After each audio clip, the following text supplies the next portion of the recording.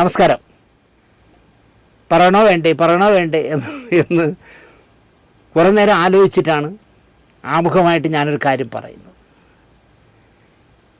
എൻ്റെ വാട്സാപ്പിലായാലും ഫേസ്ബുക്കിലായാലും പരിചയക്കാർ കുറച്ചേ ഉള്ളൂ. ബാക്കിയെല്ലാം എനിക്ക് ഒരു പരിചയമില്ലാത്ത ആൾക്കാരെ റിസീവ് ചെയ്യുന്ന ആളാണ് ഞാൻ. അവരെന്തെങ്കിലും ഇട്ടാൽ അതിന് മറുപടി ഇടുന്ന ആളുമാണ്. അതൊക്കെ കൊണ്ടാണെന്ന് തോന്നുന്നു നമ്മളെ എന്തും പറയാം എന്നുള്ള ബോധം ചിലർക്കുണ്ട്. ഒരുത്തൻ എനിക്കിട്ട ഒരു മെസ്സേജാണ് ഞാൻ തുടക്കത്തിൽ വായിക്കുന്നത്. CJ റോയ് ശർമ്മയി ഒരു ബന്ധവുമില്ല എനിക്ക്, എന്നിട്ടും താങ്കൾ പുള്ളിയെക്കുറിച്ച് സംസാരിക്കുന്നു. എന്തിന്? താങ്കൾ ജീവിതത്തിൽ ഒരു തോൽവിയാണെന്ന് ആദ്യം മനസ്സിലാക്കൂ. ഞാൻ ജീവിതത്തിൽ തോൽവിയാണോ വിജയമാണോ എന്ന് ഞാനല്ലേ തീരുമാനിക്കാൻ. ഞാൻ ഏതെങ്കിലും ഒരുത്തൻ റൈറ്റ് കൊടുത്തിട്ടുണ്ട് ഞാൻ വിജയിയാണോ അല്ലെങ്കിൽ തോൽവിയാണോ എന്നൊന്ന് അന്വേഷിക്കൂ, എന്നിട്ട് റേഷൻ വാങ്ങിക്കാനുള്ള കാശ് എത്തിക്കൂ എന്ന് ഞാൻ ഒരാളിനോട് പറഞ്ഞില്ല. ഒരാളിന് മുന്നിലും കൈ നീട്ടുന്ന ആളല്ലല്ലോ ഞാൻ. താങ്കൾ ജീവിതത്തിൽ ഒരു തോൽവിയാണെന്ന് ആദ്യം മനസ്സിലാക്കൂ. താങ്കളുടെ ജീവിതത്തിൽ എവിടെയെങ്കിലും ജയിക്കാൻ താങ്കൾക്ക് പറ്റിയിട്ടുണ്ടോ? ഇല്ല. താങ്കളൊരു സമ്പൂർണ്ണ പരാജിതനാണ്. എന്താണ് മറുപടി പറയേണ്ടത്? ഇവനെയൊക്കെ നിങ്ങളൊക്കെ ആണെങ്കിൽ ചിലപ്പോൾ തള്ളക്കി വിളിക്കും ഇല്ലേ, അല്ലെങ്കിൽ തിരിച്ച് മറുപടി ഇടും. ഞാൻ അവനെ ബ്ലോക്ക് ചെയ്യുക മാത്രമേ ചെയ്തുള്ളൂ. കാരണം ഇതുപോലുള്ള ആലവലാതിക്ക് മറുപടി കൊടുക്കണമെന്തിന്?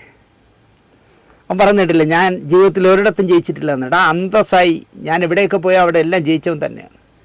പിന്നെ 100 സിനിമ സംവിധാനം ചെയ്തിട്ടില്ല എന്ന് മാത്രമേ ഉള്ളൂ. ഞാൻ പോയിടത്തെല്ലാം വിജയമാണ്. അത് എന്നെ അറിയാവുന്നവർക്കറിയാം. ദിനേശ് ഒരിടത്തും പരാജിതനായിട്ടില്ല. താങ്കളൊരു സമ്പൂർണ്ണ പരാജിതനാണ്. ഇവനാണ് ഞാൻ ഇവൻ്റെ സഹോദരി അല്ല കല്യാണം കഴിച്ചത്, സിന്ധുവിനെയല്ലേ. ഇവൻ ചെലവിന് തരും പോലെയാണ് എനിക്ക് മെസ്സേജ് ഇട്ടിരിക്കുന്നത്. സിനിമയാണ് താങ്കളുടെ തട്ടകം, അതിൽ താങ്കൾ 100% പരാജയപ്പെട്ടു. നിങ്ങൾ ആലോചിച്ച് നോക്കി. എന്നിട്ട് താങ്കൾ രാഷ്ട്രീയക്കാരുടെയും ബിസിനസ്സുകാരുടെയും കാര്യം പറയാൻ ഉളുപ്പില്ലേ എന്നാണ് എൻ്റെ ചോദിക്കുന്നത്. ഞാൻ എന്തിനു ഉളുപ്പ് കാണിക്കണം? ഞാൻ സിനിമയിൽ പരാജയമാണെന്ന് നിൻ്റെ ആര് പറഞ്ഞു? എടാ, അഭിമാനത്തോടെ പറയാം കഴുതേ, ഞാൻ MD വാസുദേവൻ നായർ സാറിൻ്റെ സ്ക്രിപ്റ്റിൽ വർക്ക് ചെയ്തിട്ടുണ്ട്, ശ്രീനിവാസൻ ചേട്ടൻ്റെ സ്ക്രിപ്റ്റിൽ വർക്ക് ചെയ്തിട്ടുണ്ട്, ജോൺ പോളിൻ്റെ സ്ക്രിപ്റ്റിൽ വർക്ക് ചെയ്തിട്ടുണ്ട്, കലു ഡെന്നിസിൻ്റെ സ്ക്രിപ്റ്റിൽ വർക്ക് ചെയ്തിട്ടുണ്ട്. ഇങ്ങനെ എത്രയോ, രഘുനാഥ് പലേരിയാണ് എൻ്റെ സിനിമയ്ക്ക് സ്ക്രിപ്റ്റ് എഴുതിയത്. ഞാൻ പരാജിതനാണ്. എന്നിട്ട് താങ്കൾ രാഷ്ട്രീയക്കാരെയും ബിസിനസ്സുകാരെയും കാര്യം പറയുന്നു എന്നുള്ളതാണ് അവൻ പറയുന്നത്. ഞാൻ രാഷ്ട്രീയവും പറയില്ല, ഇതിൽ ബിസിനസ്സും പറയുന്ന കാര്യമില്ല. സിനിമയുമായി ബന്ധപ്പെട്ട രാഷ്ട്രീയക്കാരെക്കുറിച്ച്, സിനിമയുമായി ബന്ധപ്പെട്ട ബിസിനസ്സുകാരെക്കുറിച്ച് ഞാൻ സംസാരിക്കുന്നുള്ളൂ. ഒരു അച്ചായനായതുകൊണ്ട് ഈ CJ റോയിയെ പറഞ്ഞത് അവന് ഇഷ്ടപ്പെട്ടില്ല, അതാണ് പ്രശ്നം. അതും ഞാൻ വളരെ സഭ്യമായിട്ടല്ലേ സംസാരിച്ചത്. CJ റോയ് സിനിമാക്കാരനായിരുന്നു, ഒരുപാട് കാശ് സിനിമയെ കൊണ്ട് കളഞ്ഞ ഒരു മനുഷ്യനെക്കുറിച്ച് ആയതുകൊണ്ടാണ് ഞാൻ ആ ദാരുണമായ ആത്മഹത്യയെക്കുറിച്ച് പറഞ്ഞത്. പക്ഷേ അവന് പിടിച്ചില്ല അത്. താങ്കൾക്ക് ധൈര്യമുണ്ടെങ്കിൽ സ്വന്തം ചാനലിൻ്റെ മെസ്സേജ് ഓണാക്കി വയ്ക്കുക, എന്നിട്ട് ചാനലിൽ വരുന്ന ചോദ്യങ്ങൾക്ക് മറുപടി പറയുക.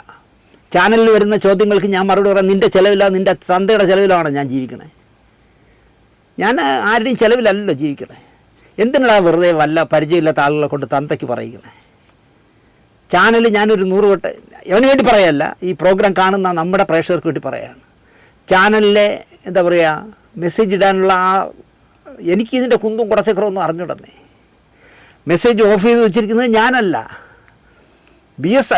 സഖാവ് VS അച്യുതാനന്ദൻ്റെ ഒരു എപ്പിസോഡ് ചെയ്തപ്പോൾ അദ്ദേഹത്തെ സഭ്യമല്ലാത്ത ഭാഷയിൽ ഒരുപാട് മോശം വർത്തമാനം പറയുകയും യൂട്യൂബിനെ തള്ളക്കി വിളിച്ചുകൊണ്ട് കുറേ മറുപടി ഇടുകയും ചെയ്തപ്പോൾ അത് ഇട്ടത് ആരാണെന്ന് ഞാൻ പറഞ്ഞത് നിങ്ങൾക്ക് അറിയാമായിരിക്കുമല്ലോ ആരൊക്കെ ആയിരിക്കും. ഇവനൊക്കെ ആയിരിക്കും, ഈ വൃത്തിയിട്ടവനൊക്കെ ആയിരിക്കും ചെയ്തത്.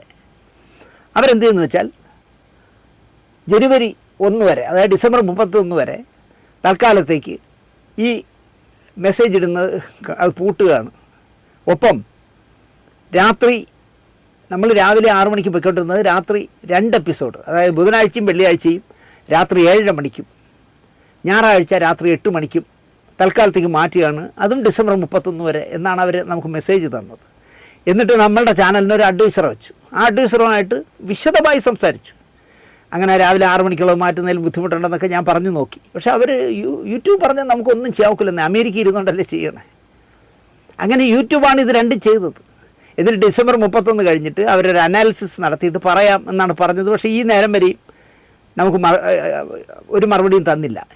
ഇവൻ പറഞ്ഞത് ഇവനെപ്പോലുള്ള അലവലാദികൾ നമ്മുടെ പ്രോഗ്രാമിൻ്റെ താഴെ വന്ന് മോശം വർത്തമാനോ അല്ലെങ്കിൽ തെറിയോ എഴുതിയാൽ അതിന് ഞാൻ മറുപടി പറയാൻ നിൻ്റെ ചിലവിൽ ജീവിക്കുന്ന വീട്ടിൽ ആരെങ്കിലും ഉണ്ടെങ്കിൽ അവരോട് പറയാത് കേട്ടോ. എനിക്ക് നിന്നെ പോലുള്ള ചെറ്റുകൾക്ക് മറുപടി പറയേണ്ട കാര്യമില്ല എന്ന് മാത്രമല്ല അവൻ പറയാണ് അതാണ് ധൈര്യം ഉണ്ടെങ്കിൽ താങ്കൾ ചെയ്യുമെന്നാണ് പറഞ്ഞത്. ധൈര്യം ഉണ്ടെങ്കിൽ ചെയ്യാനാണ് പറഞ്ഞത്. എടാ എനിക്ക് ധൈര്യം ഉള്ളതുകൊണ്ടല്ലേ എൻ്റെ 2 ഫോൺ നമ്പരും എൻ്റെ യൂട്യൂബിൽ ഇട്ടിരിക്കുന്നത്. നമ്മുടെ പ്രോഗ്രാമിൻ്റെ താഴെ പോകുന്ന 2 നമ്പരും എൻ്റെ ആണല്ലോ. ഞാൻ ധൈര്യശാലി അല്ല എങ്കിൽ ഇവനെപ്പോലുള്ള തന്തയ്ക്ക് പറക്കാത്തവന്മാർ എന്തെങ്കിലും ഇട്ടാൽ അല്ലെങ്കിൽ എന്നെ ഫോൺ ചെയ്താൽ മറുപടി പറയാൻ പറ്റാത്ത ആളാണോ ഞാൻ? ഇവനിപ്പോൾ എനിക്ക് മെസ്സേജ് ഇട്ടതല്ലേ. എനിക്ക് ആ നമ്പർ വേണമെങ്കിൽ അങ്ങ് പിൻവലിച്ചൂടെ? ഇതൊന്നും ചെയ്യണ്ടല്ലോ, ആ നമ്പർ അങ്ങ് പിൻവലിച്ചാൽ മതിയല്ലോ. പക്ഷേ ഞാൻ ചെയ്യില്ല. കേരളത്തിൽ ഒരൊറ്റ ചാനലിലേ ഉള്ളൂ മറുപടി പറയാവുന്നത്. പ്രോഗ്രാം കണ്ടിട്ട് എന്തെങ്കിലും പറയാനുണ്ടെങ്കിൽ വിളിച്ച് പറയാനായിട്ടുള്ള എൻ്റെ 2 നമ്പരും. സിന്ധു എന്നോട് പറഞ്ഞതാണ് ഒന്നിട്, എന്തിനാണ് ഈ തലവേദന വരുത്താൻ 2 എടുത്തിട്ട്. ഞാൻ 2 എടുത്തിട്ടിട്ടുണ്ട്. അതുകൊണ്ട് എന്ത് പറ്റി? 1000കണക്കിന് എനിക്ക് സുഹൃത്തുക്കളുണ്ടെന്ന് ഞാൻ പറയും. ആരാധകരെന്ന് ഞാൻ പറയില്ല, നല്ല സുഹൃത്തുക്കളുണ്ട് എനിക്ക്. ലോകത്തെവിടെയുമുള്ള സുഹൃത്തുക്കളുണ്ട്. ഞാൻ അവരുമായി സംവദിക്കാറുണ്ട്. ഈ പിച്ചക്കാരൻ ചെറുക്കൻ അത് അറിയില്ലായിരിക്കും. ഇവൻ്റെ ഫോട്ടോയൊക്കെ അതിലുണ്ട് കേട്ടോ വാട്സാപ്പിൽ. വേണമെങ്കിൽ ആ നമ്പരും ആ ഫോട്ടോയും എടുത്ത് വേണമെങ്കിൽ ഇതിലിടാം. പക്ഷേ അവൻ അതുകൊണ്ട് പ്രശസ്തനാവണ്ട എന്ന് വിചാരിച്ചാണ് ഞാൻ ഇടാത്തത്. അതായത് ധൈര്യം ഉണ്ടെങ്കിൽ ഇടാൻ പറഞ്ഞിട്ട് അവൻ പറയണം. അല്ലാതെ ആര് മരിച്ചാലും എൻ്റെ അടുത്ത സുഹൃത്തായിരുന്നു എന്നല്ല പറയേണ്ടത്. ഞാൻ CJ ജോയ് റോയ് എൻ്റെ സുഹൃത്താണെന്ന് പറഞ്ഞിട്ടുണ്ട്. എൻ്റെ സുഹൃത്തുക്കൾ ആരെങ്കിലും മരിച്ചാൽ ഞാൻ അവരെ സുഹൃത്തുക്കളെന്ന് പറയും. അതെൻ്റെ അവകാശമല്ലേ. ഞാനല്ലാതെ വഴിയെ പോകണമെങ്കിൽ നീ ഈ മെസ്സേജ് എനിക്കിട്ടവൻ ചത്താൻ ഞാൻ പറയുമോ? പറയില്ലല്ലോ. സ്വന്തമായി വീട് വിറ്റ് ആണുങ്ങൾക്ക് വിറ്റ് തുലച്ച ശേഷം താങ്കൾ പറയുകയാണ് ഞാൻ ജീവിതത്തിൽ വിജയിച്ചു എന്ന്. എൻ്റെ വീട് വിറ്റേന് ഇവനെന്ത് കാര്യം? ഇവൻ്റെ സഹോദരി അല്ലല്ലോ ഞാൻ കെട്ടിയത്. എൻ്റെ വീട്, ഞാൻ കഷ്ടപ്പെട്ട് വെച്ച വീട് ഒരു സീരിയലെടുത്ത് നഷ്ടം വന്നപ്പം കടക്കാരെ കൊണ്ട് നിവൃത്തിയില്ലാതായപ്പോൾ ഞാൻ അവരെ കടം വീട്ടാനല്ലേ ചെയ്തത്, അല്ലാതെ വ്യഭിചരിക്കാനോ ചീട്ട് കളിക്കാനോ അല്ലല്ലോ. എന്തെല്ലാം കയറി പറയും നോക്കിയാൽ നമ്മൾ അല്പം സ്വാതന്ത്ര്യം കൊടുത്താൽ എന്തെല്ലാം കയറി പറയും നിങ്ങൾ ആലോചിച്ചു. കഷ്ടം. ഒരു മര്യാദയൊക്കെ വേണ്ട മോനെ ദിനേശ എന്നാണ് ചോദിക്കുന്നത്. അവൻ്റെ അച്ഛനെയും വിളിക്കുന്ന ദിനേശ മോനെ എന്നൊക്കെ ആയിരിക്കാം. തനിക്ക് ആണത്വം എന്നുണ്ടെങ്കിൽ പോയി തൻ്റെ ചാനലിൻ്റെ കമൻറ്റ് ബോക്സ് ഓൺ ചെയ്യൂ എന്നാണ് അവൻ വീണ്ടും പറയുന്നത്. എനിക്ക് ആണത്വം ഉള്ളതിൻ്റെ ഏറ്റവും വലിയ തെളിവല്ലേ എൻ്റെ മകൻ അച്ചു. ഇവനോട് എന്ത് പറയാമെന്ന്. ഇവൻ എന്നെ ഫോൺ ചെയ്തിരുന്നെങ്കിൽ ഞാൻ ഇവിടെ ഇരുന്നുകൊണ്ട് അവനെ ഗർഭിണിയാക്കിയെന്നെ. ഇത് നമ്മളെ ചാനലിലായതുകൊണ്ട് കുറച്ച് മിതത്വം പാലിക്കുന്നു. അതും രാത്രി 12:06 ഉറക്കമില്ല കേട്ടോ പിച്ചക്കാരന്. രാത്രി 12:06 അവൻ എനിക്ക് മെസ്സേജ് ഇട്ടിരിക്കുന്നത്. CJ റോയ് ഒരു മലയാളിയാണ്, സിനിമാക്കാരനാണ്. Rajan Pillai, Thaqiyuddin Wahid, Atlas jewellery Ramachandran, MA Yusuff Ali Bhai മുതലായവരെ കുറിച്ച് ഞാൻ ആ എപ്പിസോഡിൽ സംസാരിച്ചിട്ടുണ്ട്. അവൻ അതൊന്നും ഒരു പ്രശ്നമല്ല. റോയിയെ പറ്റി പറഞ്ഞത് അവന് സഹിച്ചില്ല. ഒരു അച്ചായനിസം വന്നവന്. ഞാനൊരു തോൽവിയാണെന്ന് ഇവനാണോ തീരുമാനിക്കേണ്ടത്? ഞാനല്ലേ കണക്കാക്കാൻ?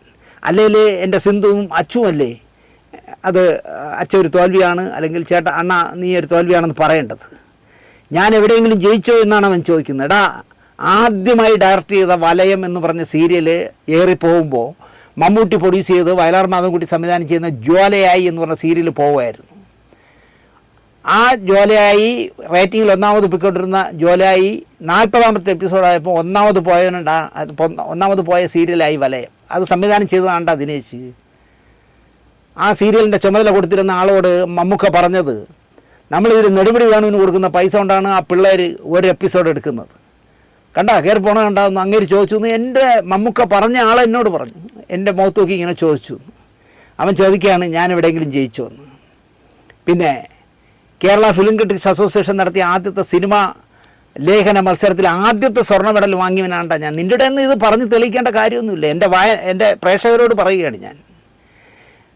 തൊട്ടതെല്ലാം പൊന്നാക്കി എന്ന് പറയാവുന്ന, തിരക്കഥ എഴുതിയതിൽ 1ാമത്, കഥ എഴുതിയതിൽ 1ാമത്, സംവിധാനം ചെയ്തതിൽ 1ാമത്, അഭിനയിച്ചതിൽ 1ാമത്, നിർമ്മിച്ചതിൽ 1ാമത്, അങ്ങനെ എല്ലാത്തിലും 1ാമനായിരുന്ന ലാൽ എന്ന് പറഞ്ഞ വലിയ നടനെ സംവിധാനം ചെയ്യാൻ കഴിഞ്ഞവനാണ്ടാ ഞാൻ. ഒരു ഷോട്ടിൽ നിങ്ങൾ എവിടെയെങ്കിലും വെച്ച് ലാലിനെ കാണുമ്പോൾ ചോദിച്ചു നോക്കൂ, ഒരു ഷോട്ടിൽ ദിനേശ് അങ്ങനല്ല എടുക്കേണ്ടത് കേട്ടോ, ഇങ്ങനെ എടുക്കൂ എന്ന് എന്നോട് ലാലേട്ടൻ പറഞ്ഞിട്ടില്ല. മഴവിൽക്കാവടി അടക്കം, പൊന്മുട്ടിടുന്ന തട്ടാനടക്കം, സൂപ്പർ ഹിറ്റായ ദേവദൂതനടക്കം, 1 മുതൽ 0 അടക്കം, അല്ലെങ്കിൽ മൈഡിയർ കുട്ടിച്ചാത്തനടക്കം ഹിറ്റുകളുടെ തിരക്കഥ എഴുതിയ രഘുനാഥ് പലേരി എന്ന് പറഞ്ഞ വലിയ മനുഷ്യനാണ് എൻ്റെ സ്ക്രിപ്റ്റ് എഴുതിയത്. ഇതൊന്നും ഈ പിച്ചക്കാരൻ്റെ പറയേണ്ട എനിക്ക് ഒരു കാര്യമില്ലെങ്കിലും ഞാൻ പറയുകയാണ്.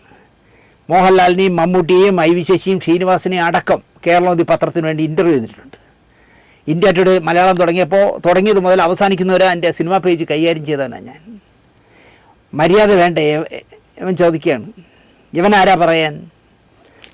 ഞാൻ കൂടുതൽ പറയുന്നില്ല. ഇത്രയും പറയണമെന്ന് തോന്നി പറഞ്ഞു. മറ്റുള്ളവരാണെങ്കിൽ ചിലപ്പോൾ ഇത് വെളി പറയില്ല. തെറി വിളിച്ചത് രഹസ്യമായിട്ട് ഇരിക്കട്ടെ എന്ന് വിചാരിക്കും. പരസ്യമാക്കാനാണ് എനിക്കിഷ്ടം. കാരണം എൻ്റെ ജീവിതം ഒരു തുറന്ന പുസ്തകമാണ്, എൻ്റെ ജീവിതം ഒരു വിജയമാണെന്ന് വിശ്വസിക്കുന്നവനാണ് ഞാൻ. അന്തസ്സായി ജീവിക്കുന്നവനല്ലേ ഞാൻ.